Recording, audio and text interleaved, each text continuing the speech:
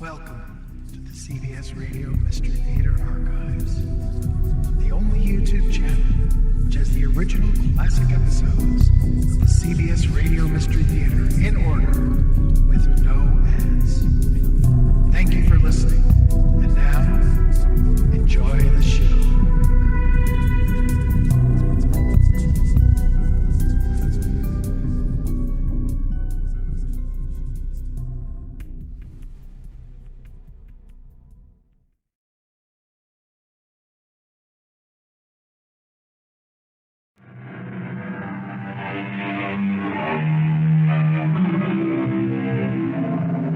Come in. Welcome. I'm E.G. Marshall. Of course, when all's been said and done, the definitive statement about life has already been made. It is even a vapor that appeareth for a little time and then vanisheth away. Yes, that's true. But sometimes some of us vanish away without warning, without cause, without reason or motive, leaving behind a mystery that seems too difficult to understand. Or is it too simple? How did you kill him? Why would I want to kill him? My dear lady, he spent all your money. He chased after other women. Do you need any other reasons? I didn't kill him, Sheriff. I didn't kill him. Then what happened to him? I told you. He just vanished into thin air. Oh, come now. You're an intelligent person. You can think of something better than that.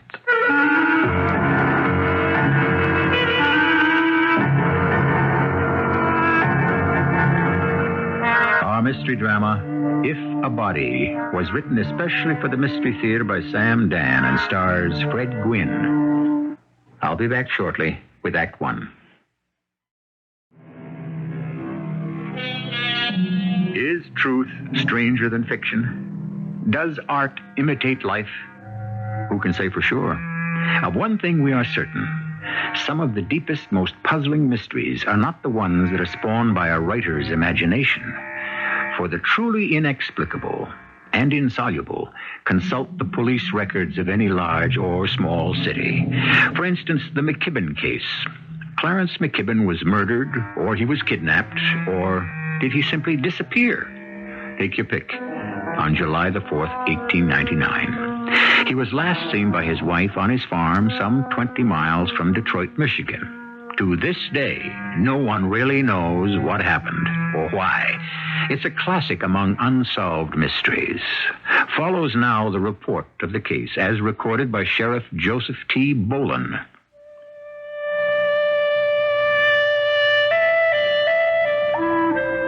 On the morning of July the 4th, 1899, 10 minutes before 10, Mrs. Mariah McKibben appeared at the door of her neighbor, Mr. Edmund Vale. He says she was distraught, excited, almost hysterical. Edmund. Mariah, what's wrong? Edmund, it's Clarence. He's disappeared. He's gone. But he can't be gone. He's supposed to make the 4th of July address. My goodness, it's less than an hour from now. Edmund, please, listen. Come with me. Where? You were Clarence's best friend. What do you mean? I was his best friend. Because... Oh, come with me.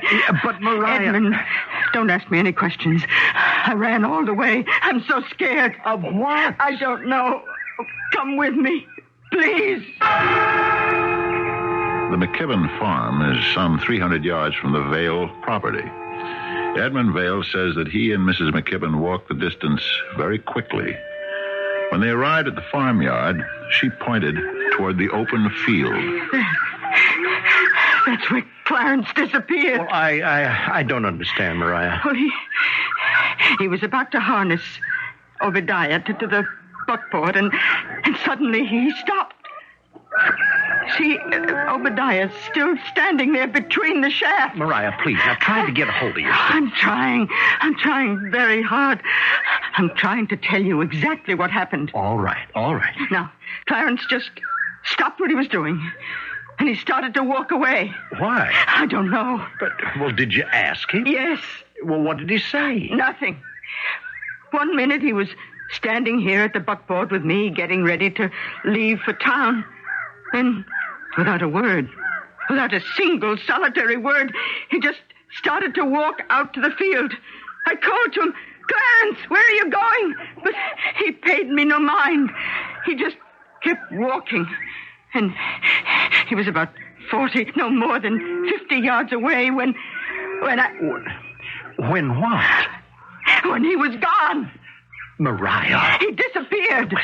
How could he disappear? Into thin air. Oh, Mariah, such a thing simply cannot happen. It can't. Did you walk out to the spot where you think he disappeared? Oh, no. No, I couldn't. I'm scared. Well, just point out the place, then, as nearly as you can. Well, now, do you see that little bush all by itself? Yes. Well, maybe 15, 20 feet in front of it, and about 5, 10 feet to the left. Yeah, and you're sure? I'm positive. Oh, well, where are you going? Out there. No. Well, why not? We don't know what's out there. Well, we have to see. It's something awful. He just vanished. 1 second he was there, and the next second he just wasn't. Now, I better go and see. Why? Do you want to disappear, too? Oh, come, let's get the sheriff. Oh, look, driving down the road, that's Perry Allen. He's got a telephone. Mr. Allen! Mr. Allen! At 5 minutes after 10, Mr. Perry Allen reached me via the telephone. At 10:45, I arrived at the McKibben farm. I elicited from Mrs. Mariah McKibben the basic facts, the ones she had already imparted to Mr. Edmund Vale. You say you didn't personally walk out there to see what happened, Mrs. McKibben. Oh, no. Did anyone else? No sense making a mystery out of this. There's simply gotta be a rational explanation. Mrs. McKibben, I'm going to start walking. When I reach the spot where you say you last saw Clarence, just yell. There, Sheriff, right there. Here? That's the place, the exact place. You're positive? There's nothing here. Nothing at all. No hole in the ground. No soft places. Nothing's been disturbed. Nowhere he could have gone. I examined practically every inch of ground within a radius of 25 yards. There was no sign of Mr. Clarence McKibben or of what could have happened to him. Then I questioned Mrs. McKibben further. Was your husband upset, disturbed? Clarence? Why? He was just back from the war. Got himself a medal. He was a hero. The whole town looked up to him. Then there was nothing unusual about his conduct. No. But there's something unusual about yours, Sheriff. What are you trying to imply? Did he have any enemies? No. And what if he did? Are you suggesting one of them could have murdered him or kidnapped him? How? There was no one here but Clarence and me. No one could have shot him, stabbed him, poisoned him, or taken him away. Why do you ask such ridiculous questions? These are the usual questions, Mrs. McKibben. But this isn't the usual situation. This is something absolutely and entirely different. Maybe it's supernatural. Supernatural? Or maybe some force, some power we simply can't understand made Clarence vanish. How else can you account for it? Mrs. McKibben, I'm going to account for it through solid, sensible, proved police work procedures. You say you were about to leave for town. Yes. What time was this? Oh, it was after 9 o'clock. We'd finished breakfast, and he went out to harness Obadiah. Then I heard him call me to come out. Well, I put on my hat, and I stepped into the yard. Now, what time was that? Exactly. Oh, 9:30. You're positive? Did you have a watch? Did you look at the clock? No, but Will Cassidy happened to be walking down the road, and he called out, you folks leaving for town so early? It can't be 9:30. What did Clarence do yesterday? He was home all morning. after dinner, about 1:30 in the afternoon, he drove into town. Why? Well, he said he had to go to the bank. For what reason? For what reason does anybody go to the bank? To take money out or to put money in? And which one was he going to do? I don't know. After all, he was the man of the house. On July 6th, at 11 a.m., I spoke with Mr. Harry K. Tattersall, president of the Farmers and Merchants Trust Company. Yes, Sheriff, we've got ourselves the makings of a first-class mystery here, attracting attention from all over the state, the country as well. I'd like to ask you some questions, Mr. Tattersall. Yes? Mr. Tattersall, Clarence McKibben was in here the afternoon of July the 3rd, wasn't he? Yes. Why? Well, he came here to withdraw money. How much money? I wouldn't ask if it might not have a bearing on the investigation. $5,000. The day before he disappears, he draws $5,000 from the bank. Did he say why? No, he did not. Did you ask him? Sheriff, I may have told you too much already. Mr. Tattersall, I respect your position. I know you're uncomfortable, but we may be dealing here with a murder. Murder? Or kidnapping. Or both. Or some other form of mayhem. Yeah, but his wife says that he just vanished into thin air. And you believe it? Off the record, tell me what you know about Clarence McKibben. Well, he was a wild sort. I suppose it's the old story. If your name is Clarence, you grow up to be a sissy or a fighter. Well, he'd gone out west to fight the Indians. But that fighting was already over. So he came back and married Maria Pearson. She wasn't all that much to look at, but she did have some money. I see. Yes, they'd been married for 5 years. And he'd gone through practically all of it. $20,000. Nothing was left, just the farm. And how did Maria react to all this? Well, presumably she didn't know about it till after Clarence left for the Spanish-American War, when she became the one to pay the bills. The day Clarence went away to the army, there was $9 in the account. Yes. Funny. A war comes in handy for a lot of people. Gives them a chance to get out from under. And that's why he enlisted? Well, he'd met this Colonel Roosevelt from New York while he was out west. And when Roosevelt organized that volunteer cavalry outfit, Clarence joined up. Now, getting back to Maria McKibben. Left alone, she has to run the farm. She comes to the bank and discovers she's broke. How did she take it? Well, she wasn't happy. But what could she do about it? You say there was a balance of $9 the day Clarence McKibben left for the war. Now, just 3 days ago, he withdrew $5,000. Where did that money come from? I don't know. He brought it back with him. A man who returns from the war with $5,000? He served for less than a year on second lieutenant's pay. Could he have saved that much? What do they make? $50 a month? Yeah, thereabouts. And he didn't have the reputation of a thrifty man. Did you ask him where and how he got the money? Yes. And what did he answer? He just winked. And now that money has disappeared with him. Or did it? Would Mrs. McKibben know about that $5,000? Well, you'd have to ask her, Sheriff. Yes, I would. I believe I have a whole new crop of questions to put to Mrs. Maria McKibben.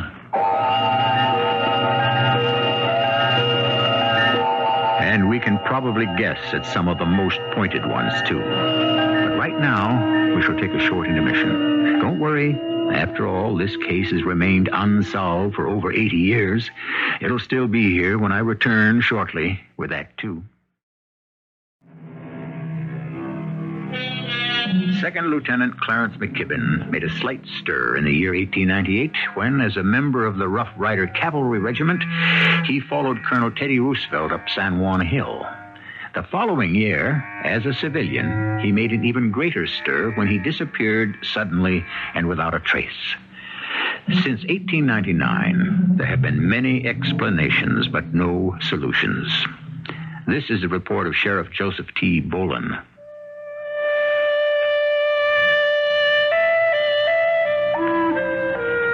On July 7th, at 9 a.m., I arrived at the McKibben farm for another interview with Mariah. You didn't tell me that relations between your husband and yourself were strained, Mrs. McKibben. Who says they were? He went through all of your money, didn't he? Who told you? It's true, isn't it? What if it is? It places another aspect on this case. Just what are you implying? Did you resent the fact that he squandered your money? What would that have to do with anything? It gives you a motive. To do what? Murder him. Squandered money, spilt milk. What's the use crying over it? Maybe a lot of it wasn't his fault. We did have that panic in 93. Oh, why do I make excuses? He threw it away, and I'm sure a great deal of it even went for women. But what's to be done? It's gone. There was a chance to get some of it back. $5,000. $5,000? You asked him for it. He said no. And so you decided to kill him. But I didn't kill him. What did you do with the $5,000? What $5,000? The $5,000 he withdrew from the bank the day before. He couldn't withdraw $5,000 from the bank. Why not? Because we don't even have $50 in our name. Mr. Tattersall says he did make that withdrawal.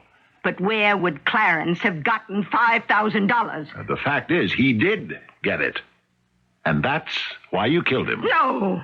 How did you kill him? I didn't. What did you do with the body? I didn't kill him. I couldn't move her. That night, there was a new turn of events. Mr. Kenneth Arnold and his son, Arthur, were walking home from town. As they passed the McKibben house, they heard her screaming for help. They rushed inside and found her being attacked by a man. They subdued him and brought him to the jail. 9 p.m., July 7th. What's your name? Frank Fluitt. We've got you, Fluitt. Breaking and entering. I don't know if we can prove robbery, but we can put you away for attempted rape. Sheriff, give me a chance. Why? I'm a war veteran. That doesn't give you the right to break into houses and attack women. Well, I wasn't trying to attack her. That is not that way. No? I knew Clarence McKibben in the Army. We was friends. Yes? He told me he had this fantastic proposition, and I believed him. I invested every cent I had in the world, $5,000. That was 8 months ago. Hadn't heard from him since. Yeah, and? Well, I'd run into some other guys from the outfit. He'd taken them, too. And then I realized what kind of a person he was. I decided he wasn't going to get away with it. I made up my mind to get it back. And so you killed him? No. No, I'll tell you what happened. I'll tell you exactly what happened. I got into town a few hours ago. I found out where his house was, and I just walked up to the front door. I wasn't going to make any bones about it. Yes? Is Clarence McKibben at home? No. Where is he? Who are you? An old friend of his, Frank Fluitt. Mr. Fluitt, I don't know what to tell you. Clarence seems to have disappeared. Yeah, I'll bet he did. I'll just step inside. But he isn't home. Clarence? Come on down here. I'm wise to you. I want my money. But Clarence is gone. Where? I told you I don't know. Where's the money? What money? Where did he hide the money? Please. Now, you're his wife. You're in on it with him. I don't know about any money. Look, I'm going to get my money. Don't let go of me. The money. Oh, help! Help!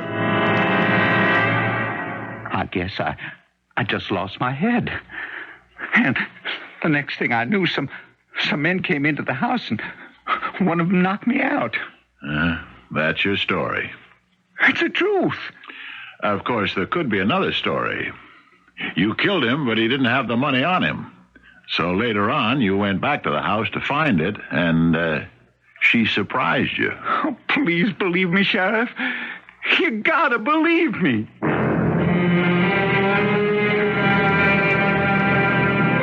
He was a suspect, and a good one. But if he did kill Clarence McKibben, what did he do with the body? And how could he have done it without Mariah McKibben's knowledge? Unless they were both in on it. On the following day, July 8th, at 11:30 p.m., a woman asked to see me. Oh, my name is Juanita Vale, Mrs. Edmund Vale. Yes, ma'am? I've been visiting relatives in the East, and I've come back to inquire why neither that McKibben strumpet nor my dearly beloved husband has been charged with murder. Why should we charge them? Oh, the McKibben slut and my dearly beloved husband have been committing adultery for the past 5 years. That by itself doesn't prove that they conspired together to murder Clarence McKibben. We still have no proof. Proof? All you need is to look at them while they're together. See the exchange of lascivious glances? Well, you can feel the depravity in the air. I'm talking about legal proof, Mrs. Vale. They had to kill him. Why? Because Clarence McKibben refused to give her a divorce. I see. Thank you, Mrs. Vale. In other words, I'm being dismissed. No. You've been very helpful. And that was the truth. Because she had just brought everything into perspective. July 8th, 2:30 p.m. I questioned Mr. Edmund Vale again. Sir, according to the record, you say that at 10 minutes to 10 a.m., Mrs. McKibben knocked on your door. Yes. And you said she was hysterical. She seemed to be. She told you that her husband seemed to have disappeared under very mysterious circumstances. Yes. And you went back to the McKibben farm with her. I did. So then, at 10 of 10, she tells you her story. You listen. You decide to go back there with her. It's a short walk to the place. So you arrive at 8, or even 7 minutes before 10. Certainly before 5 of. Yeah, that's true, I suppose. Then what happened? Well, I told you she was hysterical, and we just stood there. I wanted to go out into the field to look for Clarence. And why didn't you? Well, I was afraid to leave her. Let's say you returned to the scene at 5 of 10. How long did you stand there? Oh, it could have been 5 minutes. Mm-hmm. The two of you were alone? Yes. And then we noticed Perry Allen coming down the road on his horse. We told him to telephone you. That must have been 10 o'clock. Well, a few minutes later, the Easterlys drove by, and the Andersons and Soames, and by this time a whole crowd had gathered. Then that means we have 1/2 hour of critical time to consider. At 9:30, Will Cassidy saw Clarence and Mariah McKibben standing in the farmyard. At 10 o'clock, Perry Allen saw you and Mrs. McKibben standing in the farmyard, and Clarence McKibben was gone. So, what happened during that half hour? Well, I can only account for the last 10 minutes of it. Are you sure? Only you and Mariah McKibben, between you, know the full story of that half hour. The two of you, alone and separately, are the only witnesses we have for that time period. Well? Yes. Isn't it a fact that you and Mariah McKibben are in love with each other? A fact? Do you deny it? I'm in love with her, yes. And is she in love with you? Yes. And therefore, did the two of you decide to murder Clarence McKibben? No. But you admit you're in love. Yes. And wasn't Clarence McKibben in the way? Sure, he was in the way, but we wouldn't kill him. No. Dick, take the key to number 6 and bring that fellow Frank Fluid in here. And then harness the team. July 8th, 5 p.m. Deputies Rowbottom, Schmidt, myself, Edmund Vale, and Frank Fluid drove out to the McKibben farmhouse. Now, Mrs. McKibben, you recognize this man here? Why, he's the one who tried to do... Don't worry about anything, Mrs. McKibben. You're perfectly safe. From him, anyhow. Mrs. McKibben, you claim last night was the first time you ever saw him. Yes, sir, I do. And you, Mr. Vale, did you ever see this man, Frank Fluid, before? No, never. And you, Mr. Fluid, when was the first time you met Mrs. McKibben and Mr. Vale here? I saw Mrs. McKibben for the first time in my life last night and Mr. Vale today. Here we have Mr. Vale and Mrs. McKibben. Each of you has a motive to murder Clarence McKibben, but neither of you can bring yourself to actually do it. But here comes Mr. Frank Fluid. He's looking for Clarence McKibben. You won't rope me into this. Rope? Not a bad word. If you want to escape it, you'd better think about cooperating with us.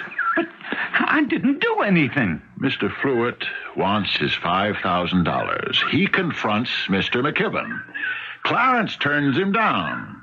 You, Mrs. McKibben, probably witnessed the scene. You see a potential ally. Sheriff! So, you and Mr. Vale tell Mr. Fluid that the way to get his money is to dispose of Mr. McKibben. I never told anyone any such thing. Finally, at 9:30, the morning of July 4th, the coast was clear. Mr. Clarence McKibben was harnessing his horse to the buckboard, and Mr. Fluid surprised and killed him. No, I didn't. But there was a hitch. Either you, Mrs. McKibben, had decided to keep the money for yourself, or perhaps you couldn't find it. Maybe Mr. McKibben had hidden it too well. Therefore, you had to make some excuse to Mr. Fluid. You told him he had to wait. That's why you came back a few nights later, wasn't it, Mr. Fluid? You weren't going to be swindled out of that $5,000 twice. I didn't kill nobody. I don't know anything about that $5,000. Mariah McKibben, Edmund Vale, Frank Fluid, you are under arrest for the murder of Clarence McKibben. And anything you say can be used against you.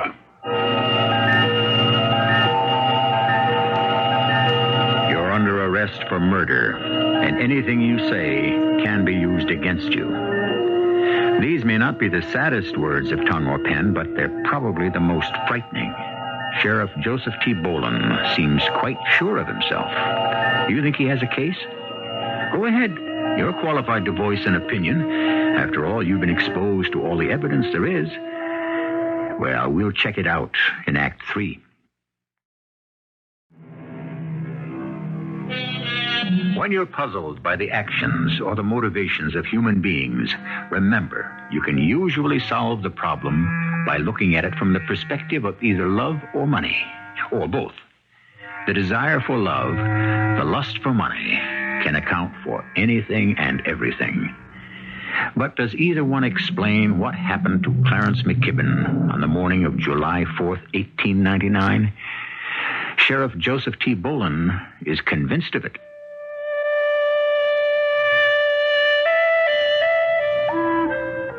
July 8th, 7 p.m. I have just booked Mariah McKibben, Edmund Vale, and Frank Fluid for the murder of Clarence McKibben. I thought the Commonwealth attorney would buy me a cigar. Turns out he's not very happy about it. I don't think we have a case, Sheriff. I need a body. I need Clarence McKibben's dead body. I need the corpus delicti. I'll find it. Yes, well, you haven't found it so far. Well, it has to exist. Does it? We are rational human beings. A man just doesn't dematerialize. Well, then why haven't you found him? Because the two of them, or the three of them, were able to hide the body. Well, what makes you think you can never find it? Because they simply can't hide it where it can't be found, if we search diligently enough. Understand, they only had a half hour in which to kill him and dispose of his body. Now, you can kill a man in a split second, but you can't get rid of him without leaving a trace. Yeah. Bury him? Where? The earth always gives a clue. Well, there are many ways of getting rid of a body, Sheriff. Sure, but they all need time and a place in which to work. We need that body. We'll find it. How? Let's consider the farmyard. 9:30, the morning of July 4th. Mariah and Clarence ready to leave for town. They are seen by Perry Allen. Perry Allen leaves. Now is the moment. So Mariah kills him, or Edmund Vale kills him, or Frank Fluid kills him. How? What's the difference? Hit him over the head, stab him. Maybe she poisoned him at the breakfast table. But he's dead. Now, what do they do with the body? They have to take it somewhere, carry it somewhere, physically dispose of it somewhere. We really haven't subjected the place to the search it deserves.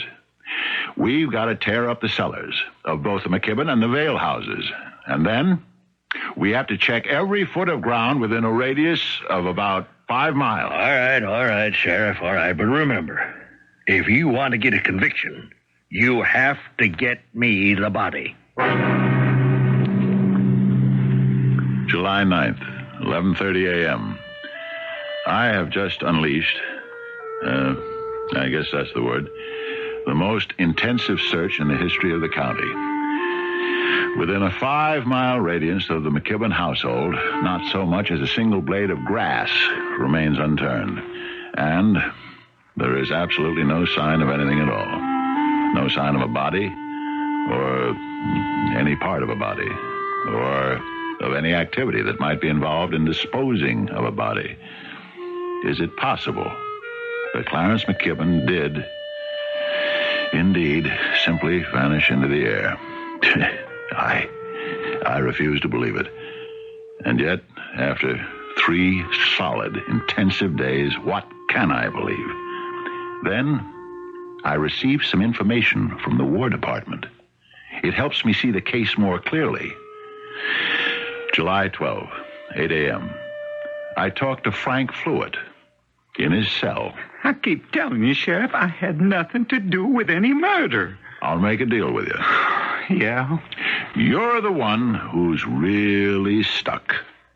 Even if we can't make the murder charges stand up against the 3 of you, we still have you for attempted rape. But I wasn't trying to do anything like that. The charge is open and shut. There were witnesses. But what's the use? Who's going to believe me? Nobody. Especially with your record. What do you mean, my record? You did a few years for assault and robbery in 1889. I was framed. Oh, yeah, sure. Oh, all right. I was a stupid kid. I didn't know anything. In the past 10 years, you didn't learn anything either. You have a dishonorable discharge from the Army. Who told you that? Oh, all right. Sheriff, you got to give me a break. Tell us how McKibben was murdered. I don't know how he was murdered. I can only tell you that you have to give if you want to get. But I don't know how. Where did you hide the body? I don't know. Look, I don't know because I wasn't in on it. I mean, not in on that part of it. Oh, go ahead. Don't stop now. Well, they said to me, we'll get you your $5,000 back, provided you help us. Help you do what? I asked. Help us kill him. So that's what I did. I helped him. Clarence was getting a horse harnessed. And this Edmund Vale came up and said hello, and then Vale hit him with a hammer. But not hard enough. This McKibben, he was pretty strong. And Vale yelled to me to help him. And did you? Well, I said to McKibben, I'll save you from these two if you hand me my money. And he swore he didn't have it, that he'd given it to his wife. And she yelled that he was lying. Well, I had to believe one of them. So I decided to believe her. And I helped them kill him. It didn't take more than a minute. Then what happened? Well, they said to me, you better go inside and hide in the house. We'll take care of the body. And you did it? Yeah. I didn't want to know anything about the rest of it. You can't tell me what they did with the body? No, Sheriff. I can't. But you are prepared to testify that you and Edmund Vale murdered Clarence McKibben and that Mariah McKibben was a conspirator to that homicide? Yes, sir. They'll throw it out of court. What? And they should. Now, what have you got anyhow, huh? I've got the sworn statement of one of the perpetrators. You have got the most obvious piece of perjury I've heard in 20 years at the bar. Why is it perjured? Because he's clearly making a deal for himself. Prisoners make deals all the time. Oh, but nothing as blatant as this one. Oh, no, you can't get away with it. What do you mean I can't get away with it? Why are you making it something personal? Now, from the very beginning, you were out to hang Mariah McKibben for this. Now, why? What is this, vendetta? She's lying. Can't you see it? I can't take it into court. Why not? How many times do we have to go through this? There is no body, no corpus delicti. Now, I am not going into that courtroom to make a fool of myself. Oh. So, now we get down to the meat of it. You're afraid you'll lose the case. Oh, that isn't true. You're thinking about your record, your reputation. Sure. You'll want to run for governor next year. That has nothing to do with it. Oh, this case has attracted publicity from all over the country. It'll be covered by the national newspapers, and you can't afford to be the loser. All right. If that's how things are done around here, you can have my job. Here's my star. I quit.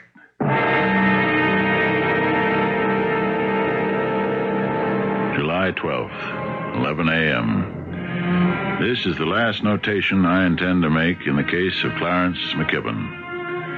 I am no longer sheriff of this county. I am convinced that Mariah McKibben, Edmund Vale, and Frank Fluitt are guilty. But I am the only one. I am keeping a copy of this report for my personal records.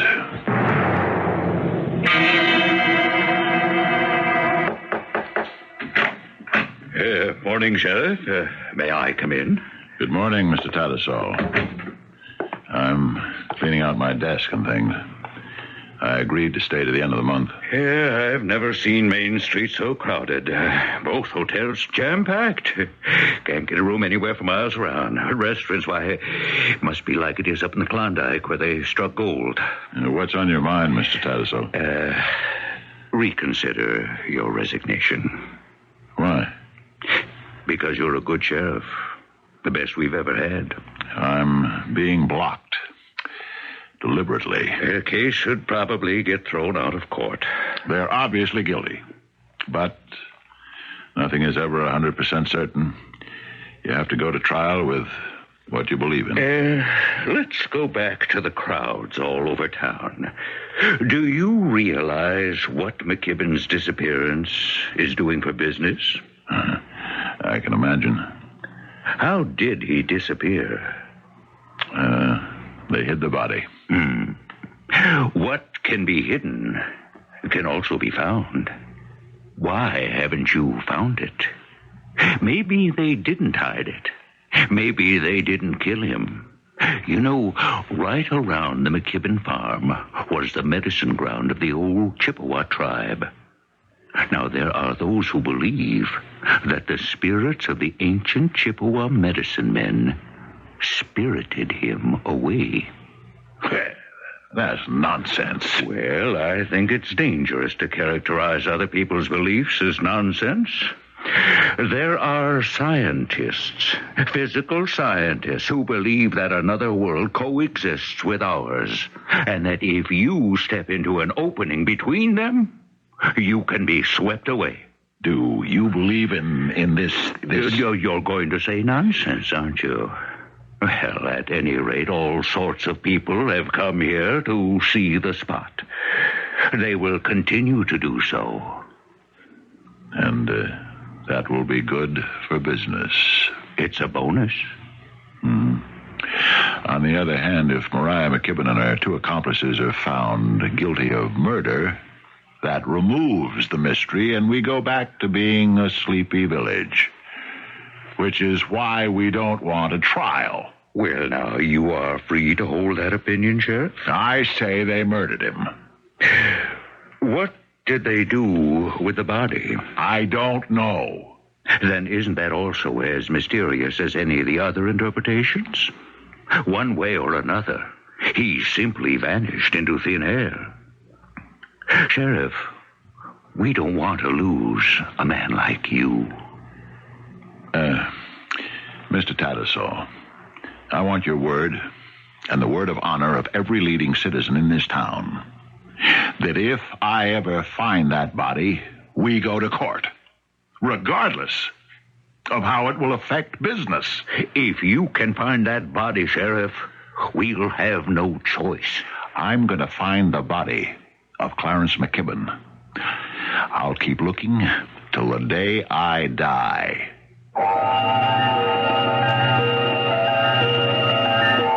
And he did. Sheriff Joseph T. Boland died in 1925, and he hadn't found it. No one ever found it. The other principals? Frank Fluitt served several years for assault and disappeared from view. In 1904, Juanita Vale died, and everyone thought Mariah and Edmund Vale would get married. But Mariah married James Tattersall, the banker. It was a very long time ago, and all of them are dead and forgotten. But I won't forget you. I'll be back in just a few minutes. Either way, it's a mystery. If they killed him, how did they dispose of the body? If they didn't, who or what made him disappear? Given the time, the place, the opportunity, there is absolutely no way they could have gotten rid of him without a trace, unless they knew some secret method, which seems impossible. On the other hand, the only other answer seems impossible too. But that's life, isn't it? Aren't we always being challenged to choose from among the impossible, the imponderable, and the unthinkable? Our cast included Fred Gwynne, Bryna, Raeburn, Earl, Hammond, and Ray Owens. The entire production was under the direction of Hyman Brown. I hope you enjoyed this episode of CBS Radio Mystery Theater. If you've enjoyed this and want to hear more, please subscribe to this channel. You can also visit my other YouTube channel by searching Mr. Brian McCarthy